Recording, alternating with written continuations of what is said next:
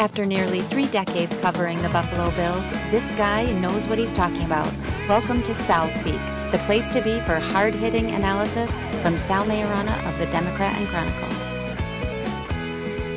Hello everyone and welcome to Sal Speak. I am Sal Maiorana and I am live at facebook.com on our Democrat and Chronicle page. It is a big week for the Buffalo Bills. Miami comes to town, the final home game of the season at New Era Field. And we all know what's on the line here. The Bills, as usual around this time of year, have left themselves almost no margin for error. So they've got to win this game for sure. And they really have to go down to Miami in Week 17 and win there. And that's assuming they're going to go to New England in Week 16 and lose. So they've got to at least get to 9 wins. And it starts Sunday against the Dolphins in Buffalo, a game, again, that the Bills have to win. If they lose, you can just about throw out any opportunity that Buffalo will have to get in the playoffs this year. So we look at what happened last year at this time of year. It was actually Week 16. It's Week 15 right now. Miami came to Buffalo. The Bills had slim playoff chances. Rex Ryan was still the coach. We all thought the Bills would take care of business in Orchard Park in mid-December. Didn't happen. Miami came in, won the game 34-31 in overtime, killed the Bills' playoff hopes. You don't want that to happen 2 years in a row. But after what we just saw the Dolphins do, especially Monday night in beating the Patriots, coming off a big victory over Denver, all of a sudden, a lot of Bills fans thought, yeah, getting 2 wins against this Miami team wouldn't be too difficult. All of a sudden, it looks like a much more formidable challenge. Miami played really well last week, made Tom Brady look 40 years old, which was shocking in itself. And Jay Cutler actually played a pretty good game for the Dolphins. So this is going to be a tough test for the Bills. And again, we've got evidence from last year that Miami may not be the wimps that it used to be coming up to Buffalo and playing in cold weather. We saw it last year, and a lot of those guys that played for that team are on the Miami team this year. Adam Gase is still the coach. If you had told me mid-season that these Miami games would be difficult for the Bills, I kind of would have laughed, because there was a point this season where Miami was flat out one of the worst teams in football. I think they had a 5-game losing streak. One of those games was like a 40-0 defeat. I forget to who, maybe to Baltimore. Anyways, they were playing as bad as any team could play. They were probably playing every bit as bad as the Bills played during their epic 3-game losing streak when they gave up 135 points. So it's a different Miami team that comes to New Era Field. The Bills are coming off an epic victory. Let's face it, that game last week will be remembered for many things. One is that the Bills won, but of course the Snowmageddon that showed up in Orchard Park was never to be forgotten, and the Bills were very fortunate to get out of that game with a win. I've talked about this in various places this week. You know, a lot of Bills fans fall in love with these snow games, and yeah, it was certainly an event to be at, and you're going to tell your kids, you know, your grandkids maybe years ago, I was at this game where you couldn't even see the field and there were 6 inches of snow.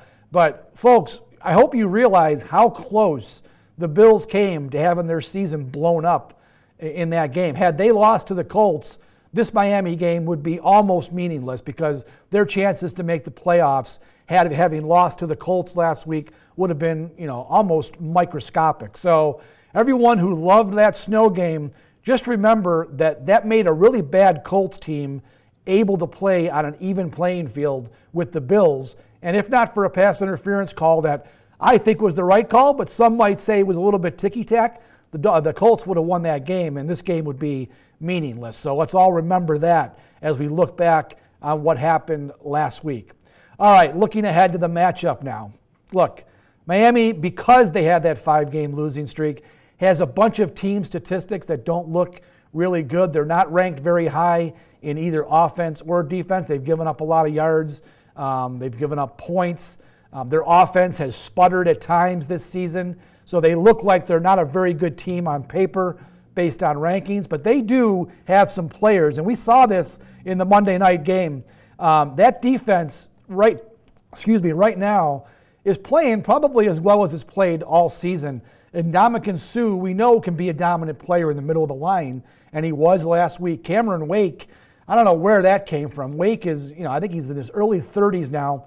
He has slowed down, but last week he was a man possessed. And you've got to worry if you're the Bills. If those two guys are playing like that up front, it's going to be a difficult day, not only to run the ball, but this Bills line has not protected the passer really very well this year. Those could be two guys that could disrupt a lot of what the Bills are going to try to do on offense. So you worry about that. Kiko Alonso, the ex-Bill, has played pretty well.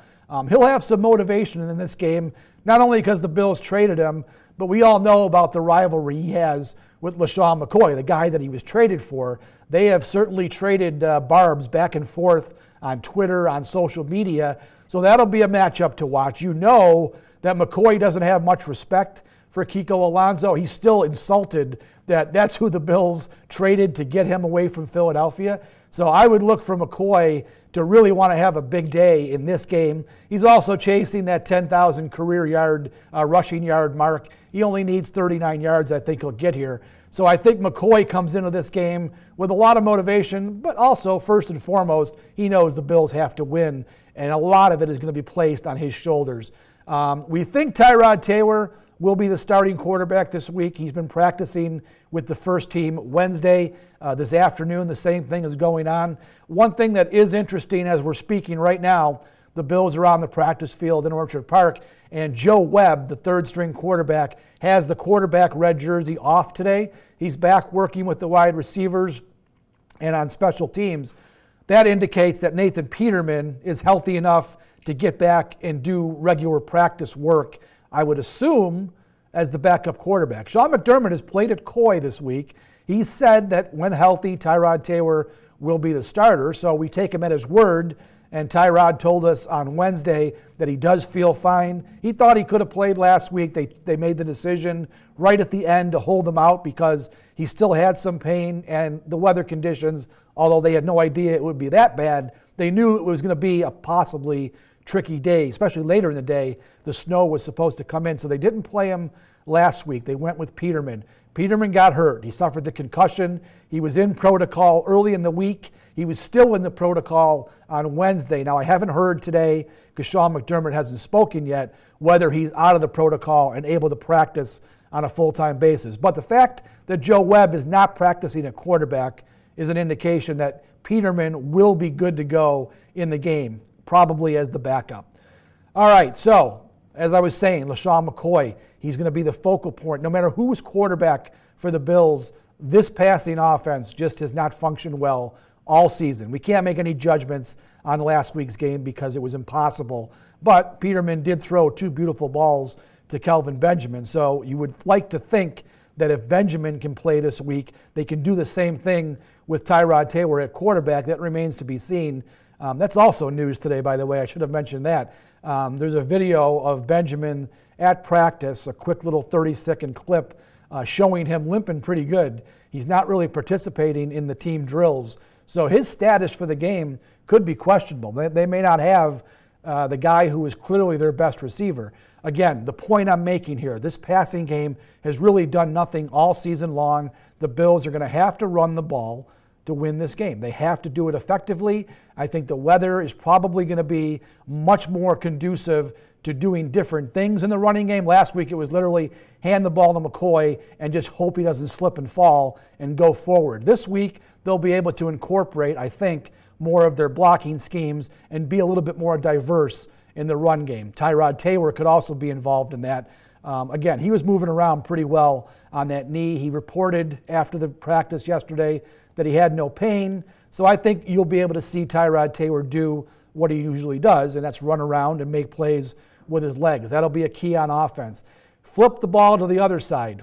On defense for the Bills, I think one of the key matchups without question this week is what the Bills do with Jarvis Landry. Jarvis Landry, it's weird. He's had a crazy type of season. He's got 88 catches, but he's only averaging 8.5 yards a reception. I've never seen that from a wide receiver. And what that tells you is Jay Cutler relies an awful lot on the short passing game. He loves Landry in the slot. They do quick little patterns and get the ball to him, catch and run type of stuff with Jarvis Landry. I think the Bills have got to have a plan to slow him down, because I think he's the key guy on offense. Cutler can use, guys like Devontae Parker and Kenny Stills deep down the field, but I still think Landry is the key to their passing game. If they establish him early on and the Bills don't have an answer, that could be a key in this game. The other guy the Bills have to worry about is running back Kenyon Drake. They had Jay Ajayi as their main running back at the start of the year. He was coming off a great season. He killed the Bills. If you remember, Jay Ajayi last year rushed for over 200 yards in both of the games against Buffalo. Miami won both of those games. They traded him to Philadelphia because they're perfectly comfortable with Kenyon Drake as their main running back. He was a third-round pick in 2016, played very little last season as a rookie, but he has emerged as a real threat. The last 2 weeks, he's gone over 100 yards, and he's also been a key guy in their passing game. I think he had 79 pass receiving yards against the Patriots last week. So there's a guy now, a dual threat, that the Bills are also going to have to find a way to slow down. Miami's offense, again, they've got some players. I mentioned Landry, Parker, Stills, tight end Julius Thomas is still a pretty good player. Cutler, when he's on, people laugh about Jay Cutler. When he's on, he's a pretty good quarterback. I've always said that about him. His lows are very low, but his highs can be pretty high. And then most of the time, he's somewhere in the middle. The Bills have to hope that they catch Jay Cutler on one of those lows, or he could have a good day against this Buffalo defense. Let's face it, the Bills defense, we've talked about this all year. They lived on turnovers early in the season, but about the midway point of the year, you started seeing some things get unmasked in that Buffalo defense. They haven't been nearly as good. And again, last week doesn't even count. Yeah, they did a great job against the Colts last week, but it was impossible to do anything on defense. So the Bills defense is going to be up against it this week. They really could play a key factor in the game. I think the game is going to be a low 20s type of score. I picked on the radio just an hour ago with Tulio Moran. I said Bills 23-20. That's the kind of game I think we're going to see. It's going to be close. Could come down to a field goal by Steven Hauschka in the end. But this Miami team, I feel, is playing so much better right now than it was early or even midway through the year. And the Bills kind of catch a bummer on the schedule that they get Miami at this time of the season. It's also weird that they're playing them twice in the final 3 weeks. I can't recall a Bills schedule ever like that where you play a division rival for the first time in Week 15. That's pretty strange scheduling. All right, I'm going to look at the Facebook page here. I've ignored it, and I hope you've got some questions in there because I don't want to keep talking all by myself today. Ginny's probably already tired of hearing my voice.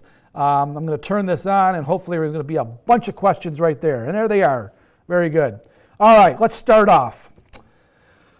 Russell Fistano. Yeah, I know. Here you go, Ginny.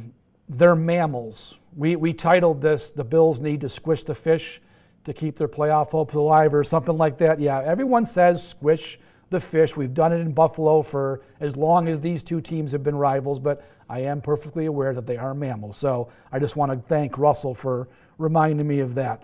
Steven Santora Sr. says, "Go Fins." So there must be a Dolphins fan there. Harold Cole responds, "Let's go Buffalo." I hope you guys get together on game day and hash that out. That'll be interesting to watch.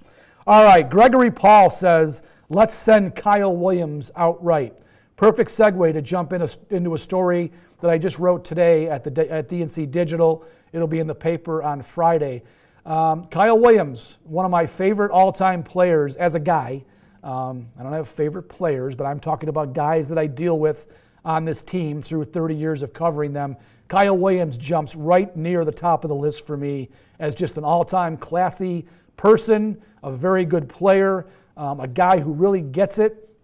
Sunday afternoon could be his last home game for the Bills. His contract expires at the end of the season. He's in his 12th year, as I said, and it's not a certainty that Kyle will come back to the Bills in 2018. Again, this is a new regime. Remember, Sean McDermott loves this guy.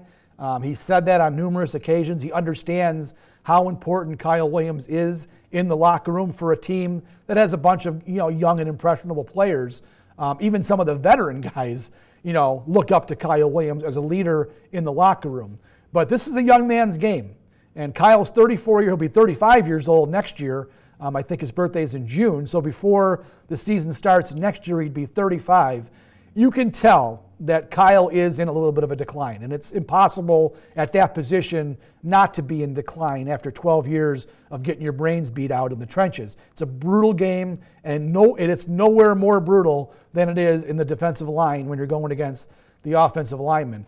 I think the Bills could take a look at that and say, look, we've gotten 12 years out of a fifth-round draft pick. He's had a Wall of Fame type of career, but maybe it's time to move on. The Bills could very easily do that, and it would be a bummer for me and a lot of Bills fans if that were to be the case, but you can understand the reasoning for doing that. You want to be younger, and Kyle Williams is at that age where he costs a lot of money, and his play has declined a little bit this season. Now, the other thing is Kyle could re-sign with some other team and finish his career, try to chase that elusive playoff berth with a different team. I don't see that happening. The third possible outcome at the end of the year is that Kyle hangs him up and announces his retirement. I talked to him yesterday, and he's, of course, not going to say anything of those. He's not going to share that type of thought with 3 games to go in the season. But as I look at him and I hear him talk, you can almost sense that that might be where it's going. 12 years, does he really want to keep doing this? Does he really want to keep going through what he has to go through all year just to keep his body healthy enough to get out there for 16 Sundays and or a Thursday here and there? It's a tough, tough gig. And you just wonder. He's relatively healthy. He's got 5 kids. He's a pillar in the community in Buffalo, but also back home in Louisiana. It'd be very easy to see him just saying, you know what, fellas, I've had enough.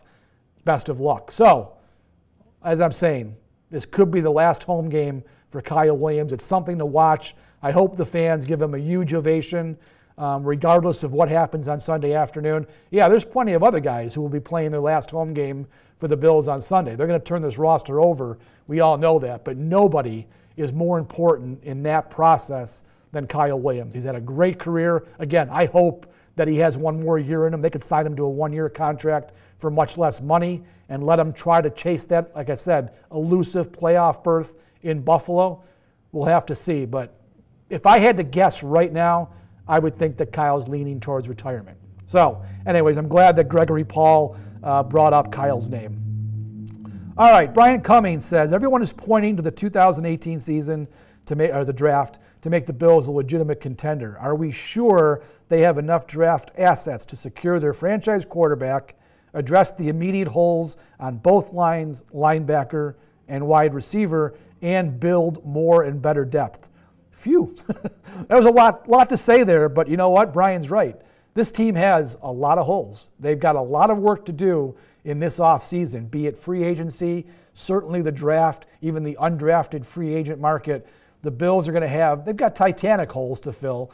As I just said, if Kyle Williams were to be off the team, there's one you start with right there, a huge hole. Look, they have made some trades, the Ronald Darby trade, the Sammy Watkins trade, Marcel Darius. They have accumulated currency in this upcoming draft. They've got 5 picks now in the first 3 rounds. That's pretty good. That's something that you could take to a team and trade up with in the first round to go get one of these, reportedly elite quarterbacks. I never know what you're going to get with these quarterbacks in the draft. It's tough. It's a crapshoot. We all know that. You never know what you're going to get. But there are some clear-cut guys at the top of the draft. If they come out, Sam Darnold from USC, Josh Rosen, Josh Allen from Wyoming's a guy, Baker Mayfield. These are all kids that, the draft gurus think are going to be first-round picks and could be difference makers for your franchise. I have no idea which one of these guys might be on the Bills' radar. I'm sure they all are, but who do they really like? Who would be worth moving up for to make sure you get?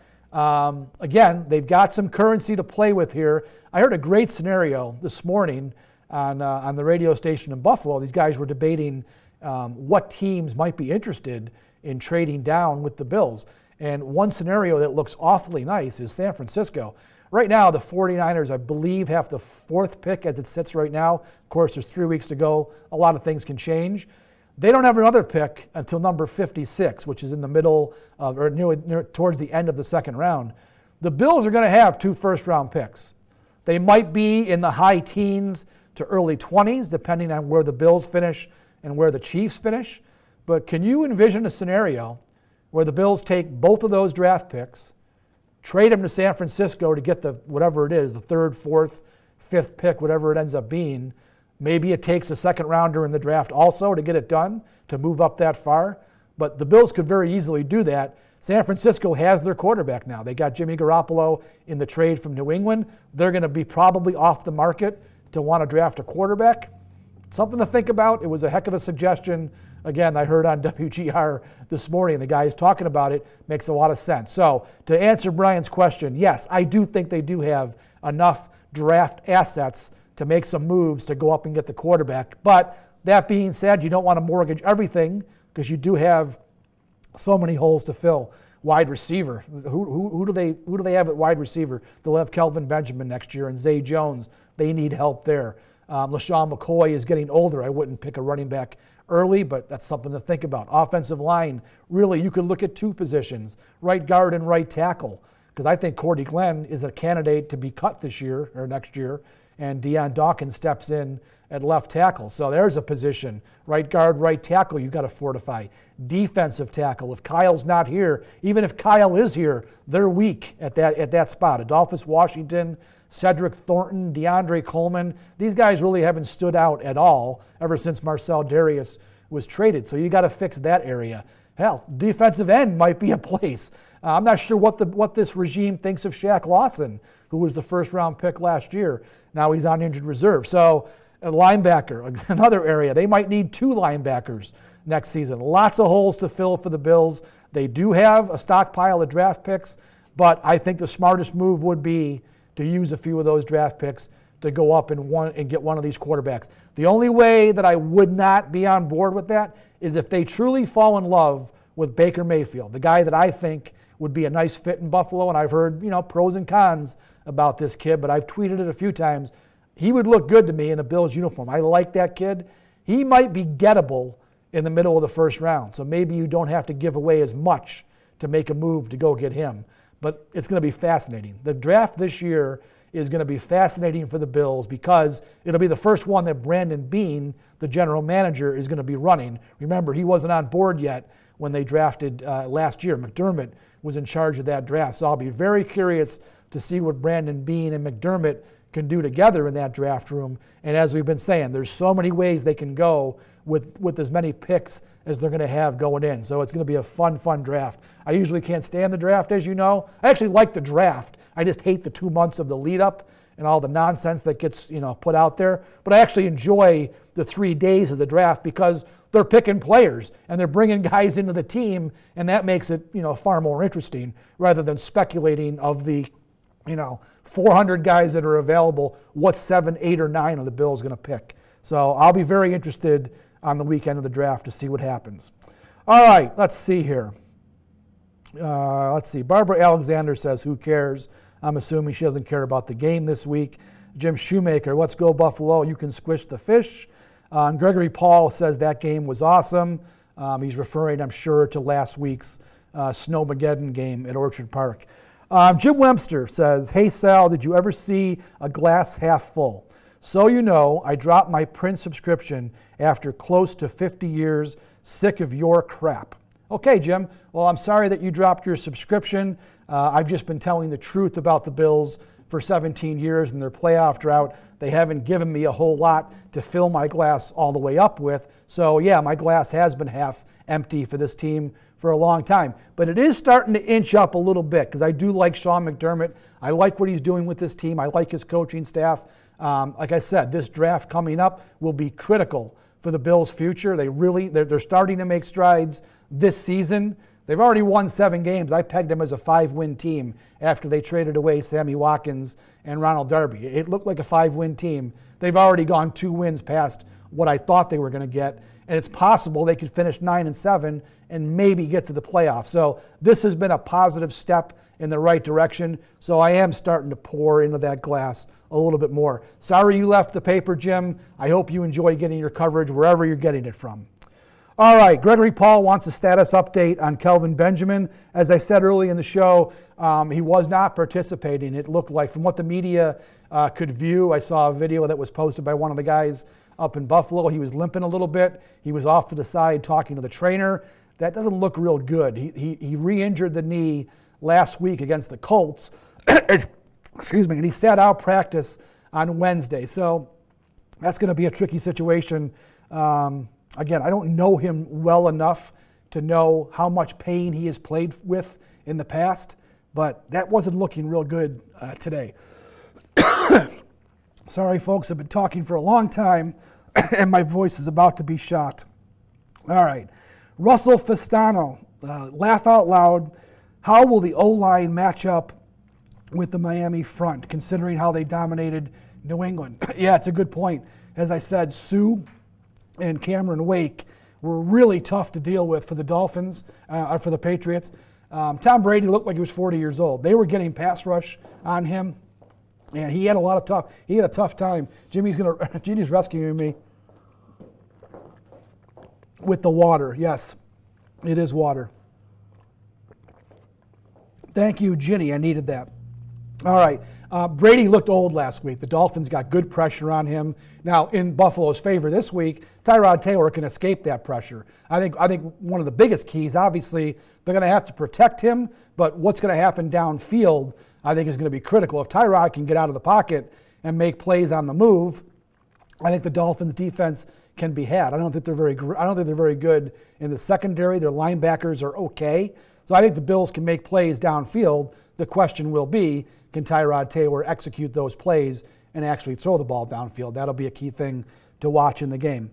All right, that's it for the questions. I think we've run through them all. I think I answered most of what you guys were asking.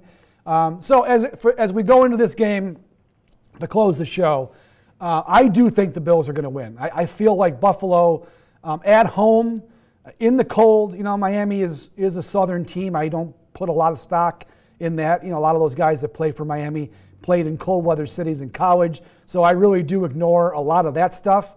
We're not going to have crazy weather on Sunday. So I think the Bills and Dolphins are going to give us a good game. I think the Bills are going to eke this thing out. I'm saying 23-20. I do not have a lot of faith in those last two games. I think they can get to 8-6 with this win, and it'll feel really good in relation to their playoff chances. But the Bills are going to need some other things to happen to truly feel good. They need, for one thing, I think the Chargers have to beat the Chiefs. I think that's a critical game for the Bills. Get the Chiefs into the wild card mix, lower that draft pick that they own of Kansas City. Let Los Angeles win the division. That's the one team in that division that beat the Bills head-to-head. So that's a pivotal game. The other pivotal game, Tennessee, is out in San Francisco. The Titans, to me, are a very average 8-5 team. It's kind of hard to believe. They have a point differential of -21, yet they're 8-5. What that tells me is they're not a very good team. They've won some games, but they've also been terrible in other games. They're going out to play the 49ers, who have only 3 wins. But the 49ers are a revived team. With Jimmy Garoppolo as their quarterback, they've played so much better in the last couple weeks than they had at any point during the year. It's on the West Coast. That's a game I think the 49ers can win. So if you get the Titans to lose and you get the Chiefs to lose, Baltimore plays Cleveland. Let's face it, Cleveland's horrible. You figure Baltimore is going to win that game. The Bills need some help. I don't think they're going to get it from Cleveland, but I do think they can get it from the Chargers and the 49ers. The Bills take care of business and win the game. We've got one more week of hope. But as my friend Jim Webster said, my glass is half empty, and I just don't see the Bills going to New England and getting that win, and I fear that last game in Miami. I think they'll take care of business in this game, but that game in Miami, it's just one of those games where unless the Dolphins have completely mailed it in, because they're probably going to be out of the playoff picture by then. They have a slim chance right now. If they were to win Sunday in Buffalo, they'd have more to play for maybe, but I think they'll be out of the playoffs by then. Unless they completely mail it in, that's going to be a tough game for the Bills to win in Week 17. So all that being said, the most important thing is take care of business Sunday. They've got to win this game to have any hopes moving forward. I think they're going to get it done. Like I said, 23-20 is what I'm anticipating the final score to be. All right, I'm going to wrap up the show. My voice is just about shot. Read the Kyle Williams story. It's online right now. I enjoyed talking to him. It's getting some good reaction right now that I've seen. So get in there and read that. I'm doing my column Friday for Saturday's paper, Friday Digital. I'm going to talk about Matt Milano, who stepped in and is now a starting linebacker. About time for the Bills. He's taken over for Ramon Humber. So look for that. And on Sunday, I'm writing a story about some of the players who do things at Christmas time in the Buffalo area, helping families out, helping kids. Eric Wood, Tyrod Taylor, LeSean McCoy, John Miller are the 4 guys that I talk to. Many players do many things that don't even get noticed. But, these players, yeah, I criticize them for their play on the field and all that. But a lot of these guys have big hearts, and they understand their role in a community and what they're responsible for and how much they can help, families in need, especially at Christmas time. It'll be a good story. I hope you enjoy that because these guys do deserve to be recognized because they do great work in the Western New York area. All right, I'm going to sign off. I hope you enjoyed the show. Next week, I think I'll be here. Christmas is going to be in I guess Monday, 2 Mondays from now, Jenny? Is that when Christmas is? I don't even know. I forget what date it is. Yeah, so I'll be here next Thursday, and hopefully Mike Catalana will join me for the show then. So have a great weekend, everybody. Enjoy the Bills game if you go, and go Bills. Win the game and make those last 2 games relevant for us. Take care, everybody.